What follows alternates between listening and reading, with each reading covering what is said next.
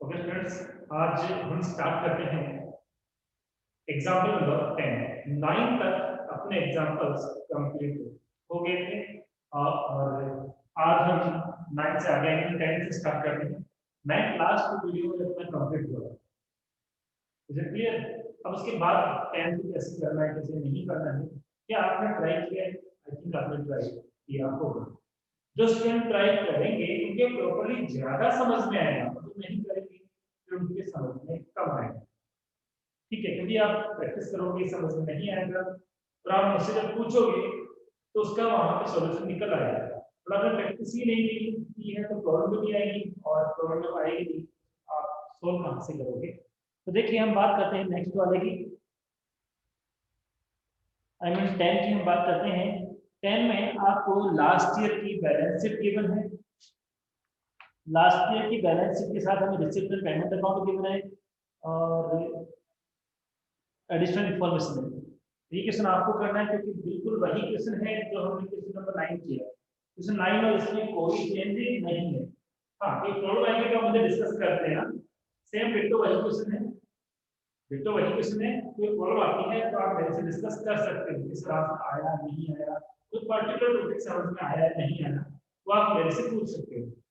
ठीक है, हम 11 की डिस्कस करेंगे क्योंकि 11 का तरीका थोड़ा सा डिफरेंट है। किस तरह से 11 करेंगे और 11 को डिस्कस करेंगे। 10 और 9 सेम है, 9 मैंने कंप्लीट आपको बता दिया था। ठीक है, डिट्टो वैसा का वैसा वही है, जो चेंजिंग है आप पूछ सकते हो।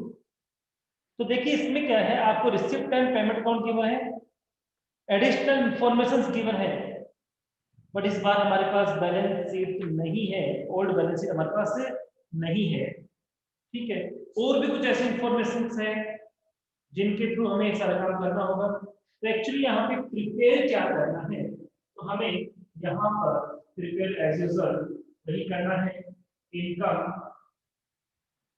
एंड एक्सपेंडिचर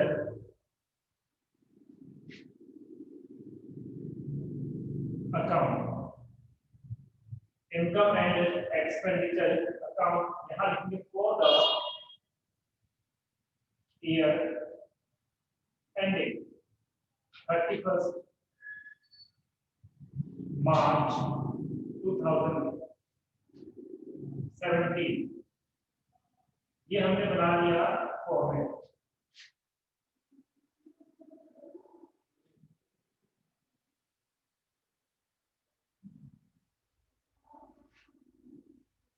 ये फॉर्मेट में ये वाली जो साइड होगी वो कौन सी होगी, तो एज जो हम जानते हैं ये वाली साइड हमारी एक्सपेंडिचर।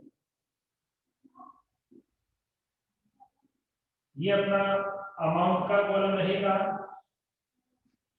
और ये जो कॉलम रहेगा वो इनकम होगा। यहाँ पर भी अमाउंट ही लिखा जाएगा। तो देखिए किस तरह से क्वेश्चन करेंगे, कैसे करेंगे। हमें एवरी इंफॉर्मेशन जो हमें लेनी है वो इनकम एंड एक्सपेंडिचर के लिए वो कहाँ से लेनी है, वो हमें लेनी है सबसे पहले रिसिप्ट एंड पेमेंट अकाउंट से। कहाँ से लेनी है? रिसिप्ट एंड पेमेंट अकाउंट से हमें one by one every transaction को चेक करना है और जो भी रेवेन्यू नेचर का ट्रांजैक्शन होगा उसको हमें इसमें रिकॉर्ड करना है। जो रेवेन्यू नेचर का ट्रांजैक्शन नहीं होगा उसको रिकॉर्ड भी नहीं करना है। ठीक है, तो देखते हैं वन बाय वन। सबसे पहले बैलेंस बीडी है। बैलेंस बीडी एसेट्स और लायबिलिटीज का होता है, आई मीन कैपिटलाइज होता है, इसलिए कभी भी इनकम एंड एक्सपेंडिचर में से नहीं लिखा जाता है। लेकिन इसके बाद हम बात करें तो यहाँ पे लिखा हुआ है सब्सक्रिप्शन, और सब्सक्रिप्शन किसी भी नॉन प्रॉफिट ऑर्गेनाइजेशन के लिए इनकम होती है, इसलिए हम इसको बाय में इनकम साइड में लिखेंगे, बाय सब्सक्रिप्शन, बाय सब्सक्रिप्शन। और जो अमाउंट गिवन है वो हमें दिया हुआ है 50,000। कितना दिया हुआ है? 50,000। अब हमें इसके रिगार्डिंग इंफॉर्मेशन चेक करनी है, कहां कहां। अब ओल्ड बैलेंस शीट तो हमारे पास है नहीं, तो हम एडिशनल इंफॉर्मेशन में कहीं भी रिगार्डिंग सब्सक्रिप्शन कोई भी इंफॉर्मेशन होगी उसको चेक करेंगे और उसका यहाँ पर हम एडजस्टमेंट करेंगे। तो देखते हैं हमारे पास जो एडिशनल इंफॉर्मेशन है उसमें सबसे लिखा हुआ है subscription due. Due means outstanding. अब यहाँ पे दो डेट गिवन है, एक तो है 1 अप्रैल 16, एक है 31 मार्च 2017। 31 मार्च 2017 करंट ईयर का लास्ट डे है। इट मींस उस दिन जो भी इंफॉर्मेशन होगी वो करंट ईयर की होगी। कौन से ईयर की होगी? करंट ईयर की होगी।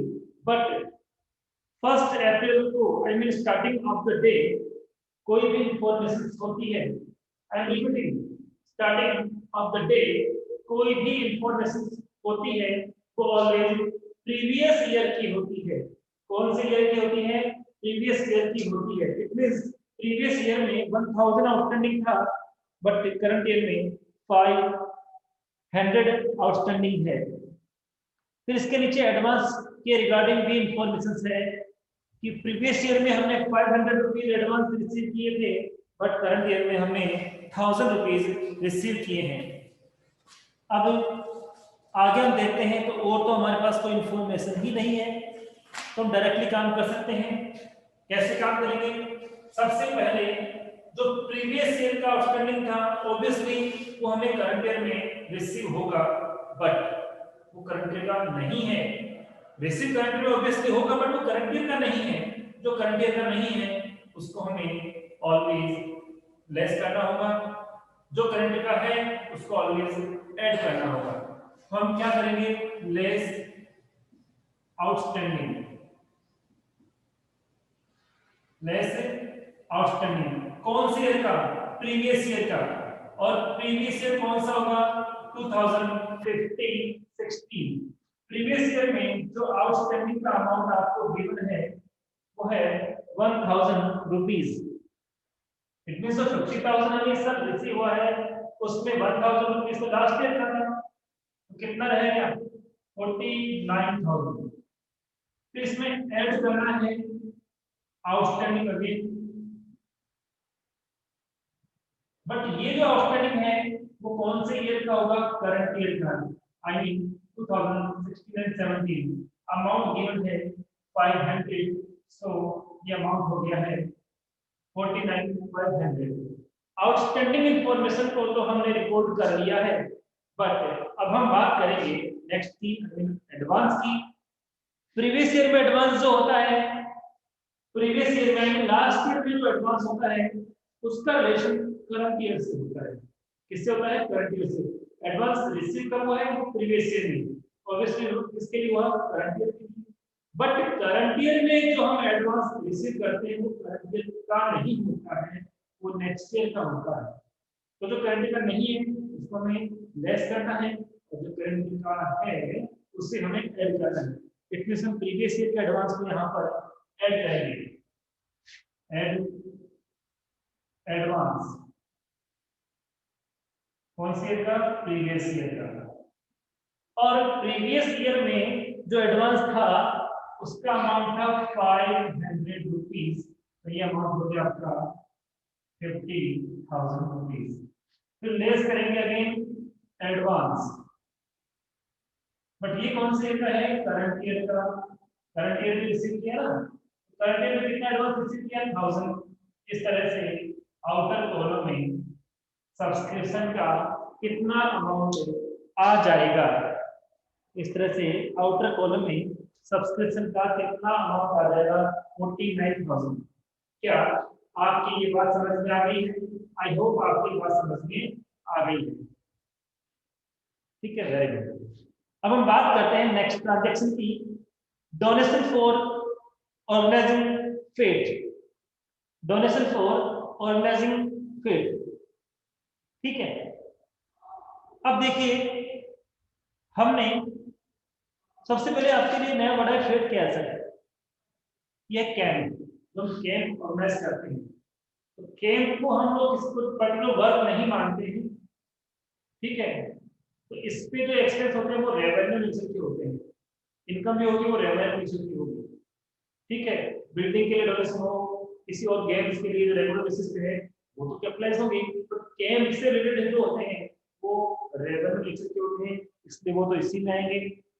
और यहाँ पे हमें कितना डोनेशन रिसीव हुआ है फेड के लिए, कैंप लगाने के लिए, तो हमें अमाउंट रिसीव है 13,500। तो लिखते हैं डोनेशन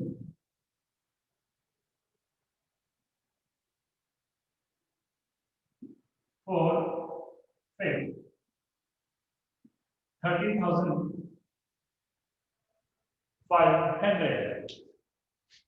फिर हम बात करते हैं नेक्स्ट की। नेक्स्ट में क्या है, इंटरेस्ट ऑन इन्वेस्टमेंट। इनकम हमें ऑब्वियसली इनकम साइड में लिखना है, तो बाय इंटरेस्ट ऑन इन्वेस्टमेंट। अब इंटरेस्ट ऑन इन्वेस्टमेंट का कितना अमाउंट आएगा, इंटरेस्ट ऑन इन्वेस्टमेंट का कितना अमाउंट आएगा वो हम देख लेते हैं। यहाँ पे लिखा हुआ है कि 8% के रेट से हमें इंटरेस्ट मिला है।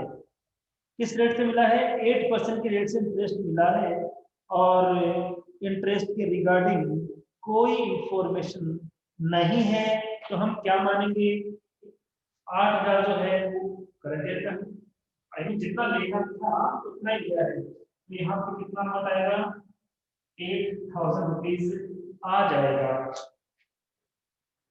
फिर है proceeds from fete, proceeds from fete, तो ये भी कैंप के लिए हमें इनकम मिल रही है, प्रोसेस का तो यहाँ प्राप्ति से है, इसको भी ध्यान देंगे।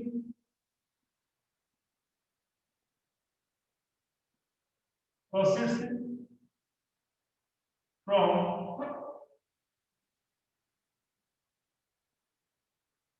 फेड, और प्रोसीड्स फ्रॉम फेड जो है इसका अमाउंट कितना है, वो है 10,000। इस तरह से हमने इनकम साइड को कंप्लीट कर लिया है, और अब हम बात करेंगे एक्सपेंडिचर साइड की। और income side I think completely आपको समझ में आ गई है। इसके बाद हम बात करते हैं नेक्स्ट की। नेक्स्ट की हम बात करते हैं, और नेक्स्ट में क्या गिवन है, तो यहां पर सबसे पहले सैलरीज गिवन है। सैलरी एक्सपेंस है, एक्सपेंस नहीं लिखेंगे, टू सैलरीज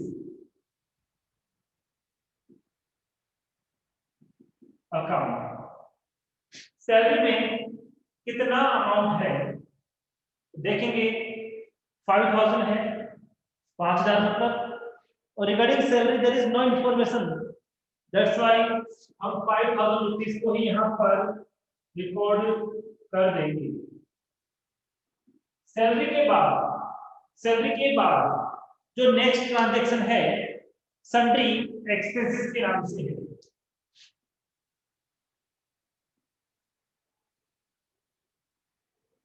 सन्ड्री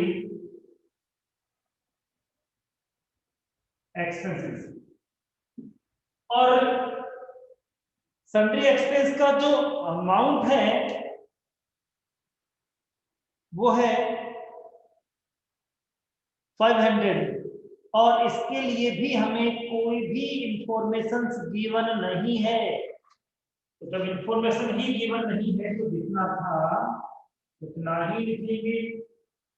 फिर नेक्स्ट की ओर चलते हैं, पेमेंट फॉर मेडिसिन।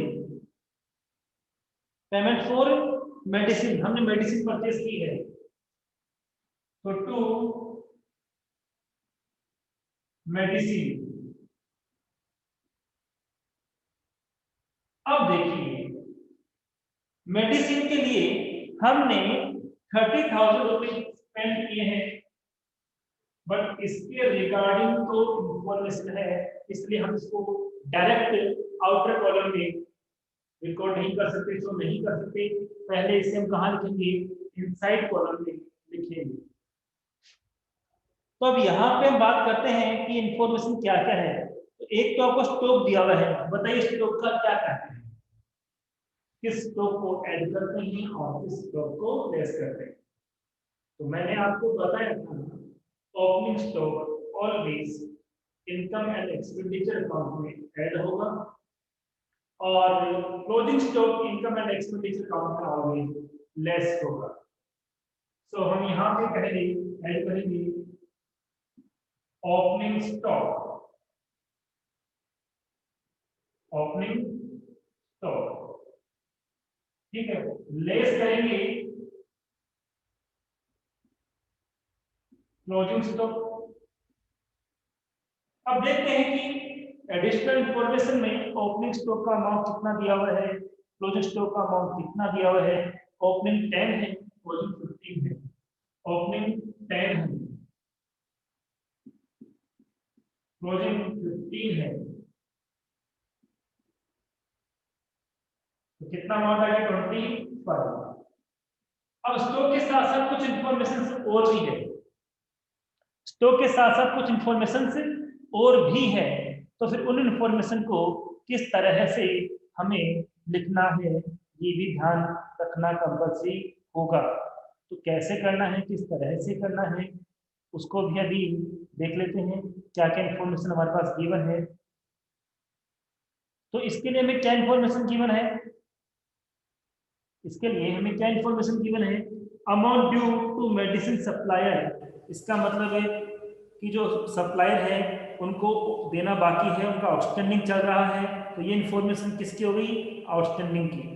आउटस्टैंडिंग है यहाँ पर प्रीवियस ईयर का भी है और करंट ईयर का भी है, तो हम करंट ईयर को तो क्या करेंगे, ऐड करेंगे और प्रीवियस ईयर का क्या कर देंगे, लेस कर देंगे। तो आउटस्टैंडिंग 15-16 का है और 15-16 का जो आउटस्टैंडिंग है तो हमारी बुक में कितना दिया हुआ है, हमारी बुक में दिया हुआ है 8,000 रुपीज। तो ये लो 8,000 रुपीज को हमने सब्ट्रैक्ट कर दिया, ये हो गया 17,000 और ऐड कर देंगे आउटस्टैंडिंग। बट कौन से ईयर का, 2016-17 का, जो कि अपना करंट ईयर है, और इसका जो अमाउंट दिया हुआ है वो दिया हुआ है 12,000 रुपीज, इसलिए ये हो गया 29,000 रुपीज। कितना अमाउंट आ गया, 29,000 रुपीज का हमें अमाउंट मेडिसिन के अंदर लिखना है। आई थिंक आपके यहाँ तक प्रॉपर वे में समझ में आ गया है। चलिए मेडिसिन के आगे हम बात करते हैं। ऑनररी टू डॉक्टर, पारिश्रमिक की तरह यूज करते हैं इसको हम लोग। डॉक्टर को हमने क्या दिया, पारिश्रमिक दिया, ऑनररी दिया, ठीक है। कितना दिया, 10,000 रुपीज हमने दिया।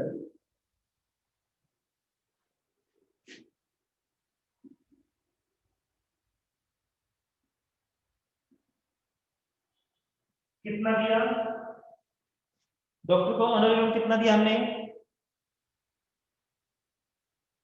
10,000। कितना दिया, 10,000। इसके रिगार्डिंग कोई इन्फॉर्मेशन नहीं है, इसलिए जितना था उतना ही लिख दिया। मैंने कहा था जिसके रिगार्डिंग इन्फॉर्मेशन होगी उसी का एडजस्टमेंट करेंगे, और जिसके लिए इन्फॉर्मेशन नहीं होगी उसको डायरेक्टली हम लोग लिख देंगे। फिर हम बात करते हैं कंज्यूमेबल स्टोर्स एक्सपेंस है।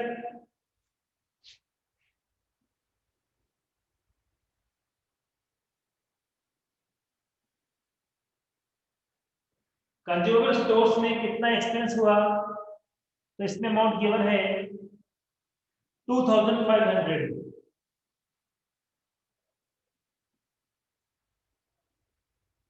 2,500। फिर हम मशीनरी परचेज किस तरह लिखेंगे, मशीनरी परचेज को किस तरह लिखेंगे बताइए। मशीनरी परचेज को किस तरह लिखेंगे, एक्सपेंस साइड में लिखेंगे या इनकम साइड में लिखेंगे बताइए, कहाँ लिखेंगे।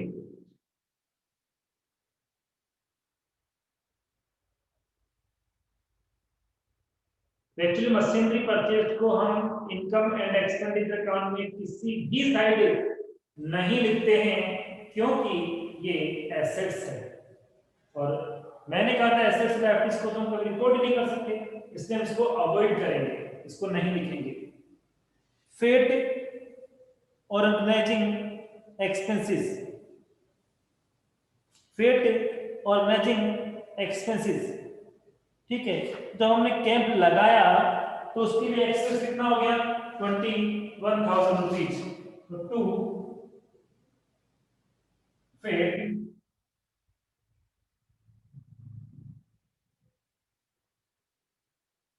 Organising expenses 21,000 rupees। Cash in hand आएगा नहीं, एसेट्स है। इस तरह से हमने सारी information receipt and payment account से इसमें लिख दी है, ठीक है। फिर मैंने कहा था कुछ इंफॉर्मेशन ऐसी होती है जिनका रिलेशन तो इनकम एंड एक्सपेंडिचर अकाउंट से होता है, बट वो कभी भी आपको रिसिप्ट एंड पेमेंट अकाउंट में नहीं मिलती है। वो कहाँ मिलती है, तो उनके लिए हमें एडिशनल इंफॉर्मेशन चेक करनी होती है, और वो इंफॉर्मेशन कौन सी होती है, तो वो होती है डेप्रिसिएशन के रिगार्डिंग। डेप्रिसिएशन क्योंकि कैश पे लगता नहीं है, कैश होता नहीं है, इसलिए वो कभी भी रिसिप्ट एंड पेमेंट अकाउंट में नहीं हो सकता है। तो हम यहाँ देखते हैं कि हमारे पास कितना है, तो हम अभी डिस्कस करते हैं।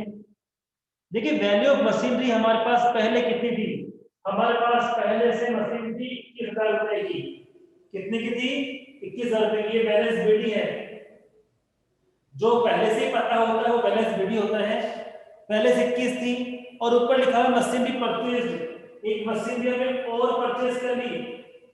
कौन सा अकाउंट बना रहा हूं मैं बना रहा हूं मशीनरी अकाउंट। पहले बैलेंस बीडी आ गया, फिर टू में आएगा, टू में आएगा टू कैश। तो पहले से 21 की थी, 15 की और परचेज कर ली।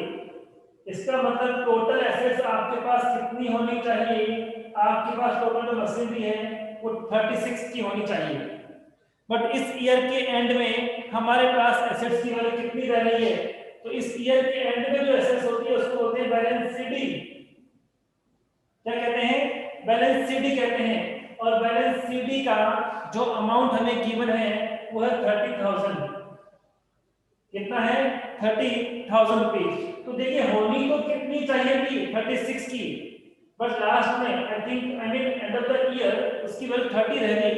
ये 6,000 कम क्यों हुआ, क्योंकि वो क्या हो गया, वो हो गया डेप्रिसिएशन 6,000 रुपीज। तो यहाँ पे हमें डेप्रिसिएशन लिखना होगा। फिर बात करते हैं बिल्डिंग की। बिल्डिंग पहले 40 की थी, कोई नई बिल्डिंग हमने नहीं परचेज की है, लेकिन 40 वाली ही अब 38 में होगी। इसका मतलब उस पर भी डेप्रिसिएशन है, तो हम यहाँ लिखेंगे to depreciation on machinery on building. Machinery में मैंने बताया कुछ 6,000 रुपए, बिल्डिंग में बताया 2,000 रुपए, टोटल हो गया 8,000 रुपीज। टोटल कितना हो गया, 8,000 रुपीज का अमाउंट टोटल हमारे पास हो गया है। आई थिंक अब इस क्वेश्चन में हमने सारी बातें मेंशन कर दी है।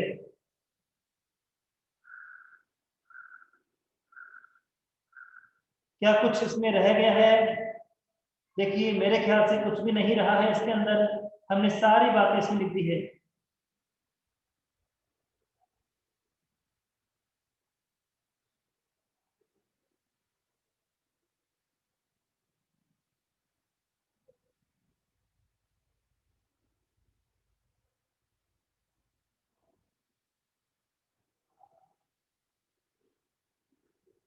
अब करना क्या है, 6,000, हाँ वो हमने लिख दिया, मशीनरी का डेफिनेशन 6 और बिल्डिंग का 2 हमने एक साथ लिख दिया। आपके बुक में अलग अलग लिख दिया, मैंने एक साथ लिख दिया, ठीक है। बेटर भी है कि एक साथ बताता हूं उसको। अब इसका डिफरेंस निकालेंगे, तो 2 सरप्लस के नाम से आएगा, इस नाम से आएगा टू सरप्लस। अब यहाँ क्या लिखना है, एक्सेस, एक्सेस ऑफ इनकम और एक्सपेंसेस, मतलब इनकम ज्यादा है एक्सपेंसेस से, इसलिए ऐसा हुआ। और डिफरेंस कैसे निकालेंगे, इस साइड पे प्लॉट करेंगे, इस साइड पे प्लॉट करेंगे, और डिफरेंस आएगा वो हमें मेंशन करना होगा। तो जब हम इसका टोटल करेंगे तो आएगा 80,500 इस साइड का, इस साइड प्लॉट करेंगे तो कितना आएगा 80,500 आएगा। और ज्यादा यही रहेगा इसलिए यहाँ पर भी मैं 80,500 लिखूंगा। इधर कम होगा, कितना कम होगा, जब इसका डिफरेंस हम कैलकुलेट करेंगे तो डिफरेंस आएगा 4,500, 4,500 रुपए। क्या यहां तक आपके समझ में आ गया है? क्या आपके यहां तक समझ में आ गया है?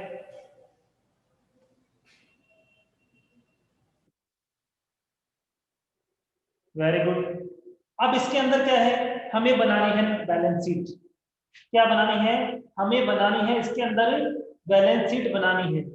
लेकिन बैलेंस शीट कैसे बनाएं, तो एज यूजुअल आपको मैंने सिखाया था। लेकिन अगर इसकी नई बात है, आगे क्वेश्चन तो कंप्लीट नहीं हो पाएगा, बट जितना कंप्लीट हो जाता है उतना हम कर लेते हैं, तो क्वेश्चन सारे बड़े हैं। हम बनाते हैं बैलेंस शीट।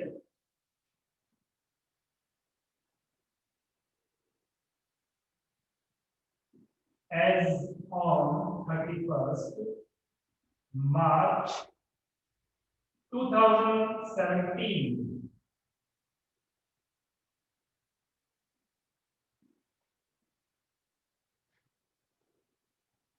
ये आपको पता है, ये वाली साइड कौन सी आती है, लायबिलिटीज। अमाउंट, और यहाँ पे आएगा एसेट्स और अमाउंट। ठीक है, अब देखो करना क्या है। इस बार हमारे पास पहले से तो कोई बैलेंस शीट है ही नहीं ना, तो सारी इंफॉर्मेशन हमें सर्च करनी पड़ेगी। तो कैसे सर्च करेंगे, तो देखिए हमें जो एडिशनल इंफॉर्मेशन दे रखी है ना, उसमें ध्यान देखिए 31 मार्च 17 वाली है, यानी इस दिन की है, वो सारी हमारे पास एसेट्स और लायबिलिटीज है।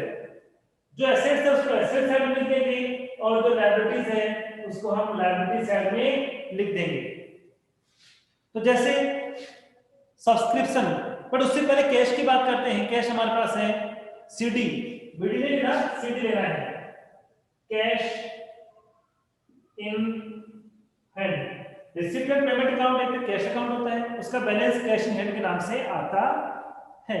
और हमारे पास यहाँ पर जो कैश का अमाउंट गिवन है, वो जो सीडी है वो कितना है, तो गिवन है 4,500। कितना गिवन है, 4,500 गिवन है। अब सब्सक्रिप्शन ड्यू, लास्ट के वाला कुछ नहीं लेना, कोई करंट वाला, अरे आउटस्टैंडिंग बोलते हैं इसको, हम लोग क्या बोलते हैं, outstanding subscription. Outstanding subscription current date का कितना था, ये रहा यहाँ पे 500 रुपए, तो हम इसको यहाँ पे डायरेक्ट लिख देंगे 500 रुपए। उसके बाद हम बात करें तो नेक्स्ट था हमारे पास दो, इसमें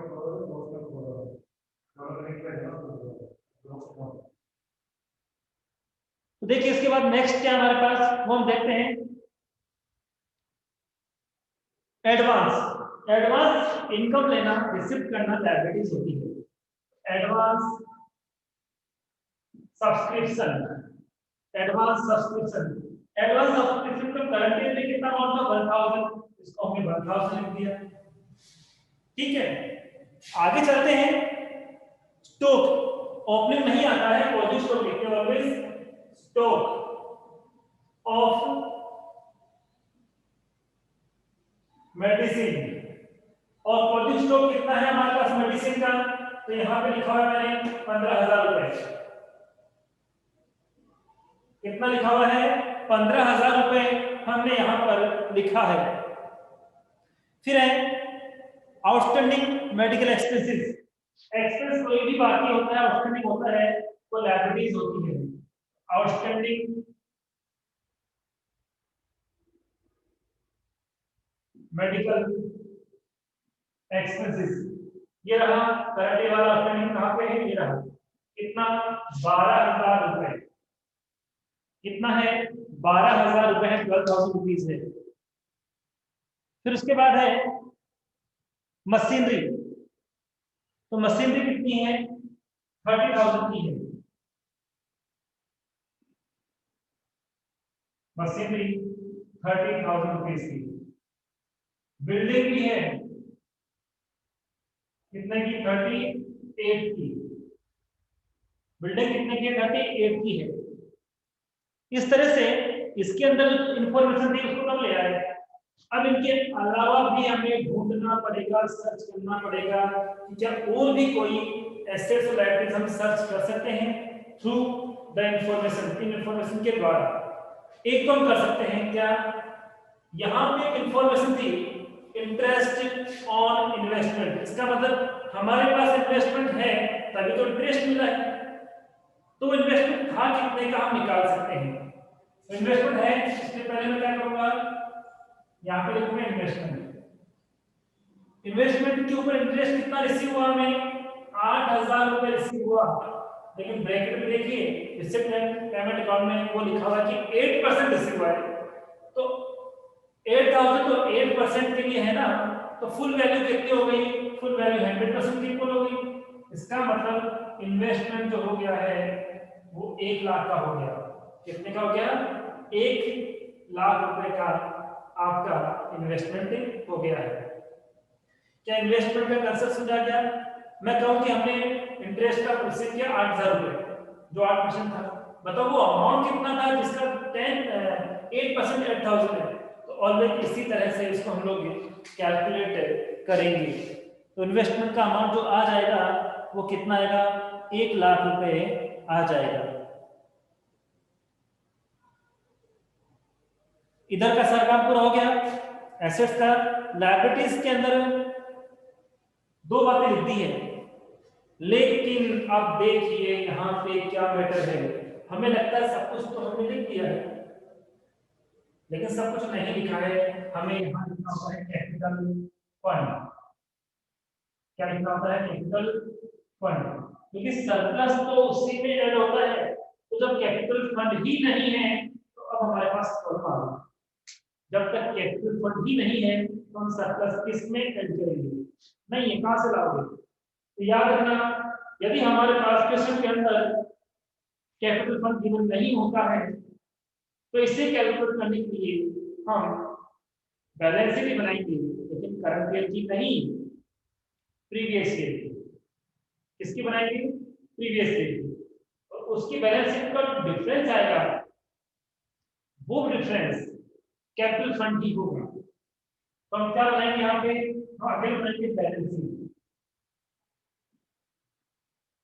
बट इस बार कौन से एंट्री बना रहे हैं, एज ऑन 31 मार्च 2016 की बनाएंगे। आई थिंक लास्ट ईयर की बनाएंगे। वो लास्ट ईयर का कैपिटल फंड यहाँ पे हमें काम में लेना होगा।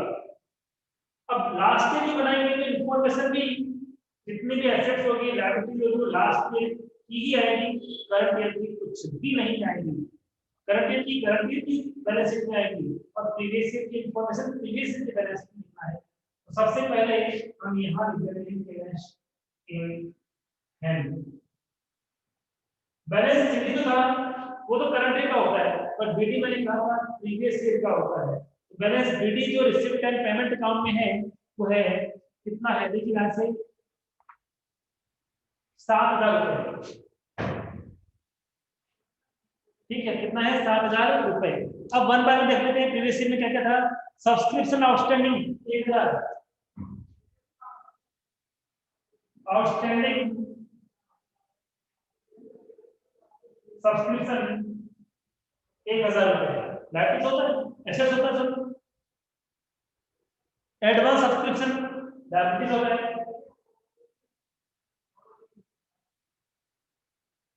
और एडवांस सब्सक्रिप्शन का अमाउंट प्रीवियस ईयर में 500 रुपए। आई एम रिपीटिंग, हमें ओनली लास्ट ईयर की इंफॉर्मेशन ही लेनी है, करंट ईयर की नहीं लेनी है, क्योंकि बैलेंस शीट भी प्रीवियस ईयर की है। प्रीवियस ईयर की बैलेंस शीट बनाने का रीजन क्या है? रीजन ये है कि हमें कैपिटल फंड का पता नहीं है और इसी से कैलकुलेट होकर हम उसको निकाल सकते हैं। फिर स्टॉक ऑफ मेडिसिन। तो इस साल जो ओपनिंग स्टॉक था वो लास्ट ईयर के लिए क्या है? लास्ट ईयर के लिए वो क्लोजिंग स्टॉक है। इस साल का ओपनिंग लास्ट ईयर का क्लोजिंग होता है। फिर है इसमें आउटस्टैंडिंग मेडिकल एक्सपेंसेस।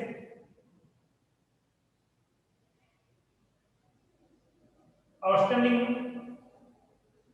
शॉर्ट लिखा स्पेस नहीं है, तो आउटस्टैंडिंग मेडिकल एक्सपेंसेस का जो अमाउंट हमें पता है 8,000 रुपए।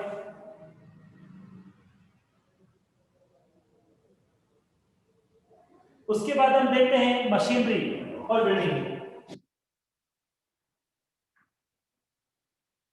क्या बोला मैंने? मशीनरी और एक है बिल्डिंग। मशीनरी कितने की है? तो मशीन का अमाउंट हमें 21 दिया हुआ है और बिल्डिंग का 40,000 रुपीज दिया हुआ है। इस तरह से हमने प्रीवियस ईयर की जितनी भी एसेट्स और लायबिलिटीज थी उनको रिकॉर्ड कर लिया है। ठीक है, अब इसका जो डिफरेंस आएगा, अब इसका जो डिफरेंस आएगा वो कैपिटल फंड के नाम से लिखा जाएगा। ठीक है, लेकिन अभी एक चीज बाकी है ना, इन्वेस्टमेंट तो हमारा पहले से था, ये सब हमने परचेस किया, पहले से परचेस किया था, वो निकला हुआ है 1 लाख रुपीस। इस साल परचेस करते हैं तो उसकी इंफॉर्मेशन हमें रिसिप्ट एंड पेमेंट अकाउंट में मिलती है एक्सपेंडिचर साइड में, यानी ये पहले से था। ठीक है, अब हम इसका डिफरेंस निकालेंगे और डिफरेंस किस नाम से आएगा? कैपिटल फंड के नाम से आएगा। कितना आएगा? 175,000। कितना आएगा? 1,70,500। और इसके टोटल की हम बात करेंगे तो टोटल आएगा 179। टोटल की हम बात करेंगे तो कितना आएगा? 179।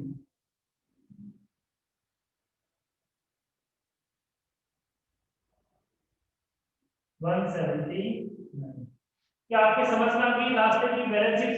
और क्या रीजन समझ में आ गया क्यों बनाई? और ये भी समझ में आ गया कि प्रीवियस ईयर की बैलेंस शीट में इंफॉर्मेशन एंड एसेट्स और लायबिलिटीज भी कौन से ईयर लिखते हैं। गुड। अब ये कैपिटल फंड यहां पर लिखा जाएगा, ये बैलेंसिंग फिगर 17500 ऐड करेंगे इसके अंदर सरप्लस, और सरप्लस का जो अमाउंट है वो था 4,500, जगह 1,75,000। कितना हो गया? 1,75,000 रुपीज। और इसके साथ हमारी बैलेंस शीट कंप्लीट हो गई। टोटल आएगा इसका 1,88,000, 1,88,000, और ये आपका आंसर हो गया। ठीक है, इसे दोबारा करना, वीडियो को पॉज करके चेक करना, वापस देखना, आपको समझ में आ जाएगा। यदि कोई बात समझ में नहीं आती है तो कल आप मेरे से फिर से डिस्कस कर सकते हो। Okay, thank you so much.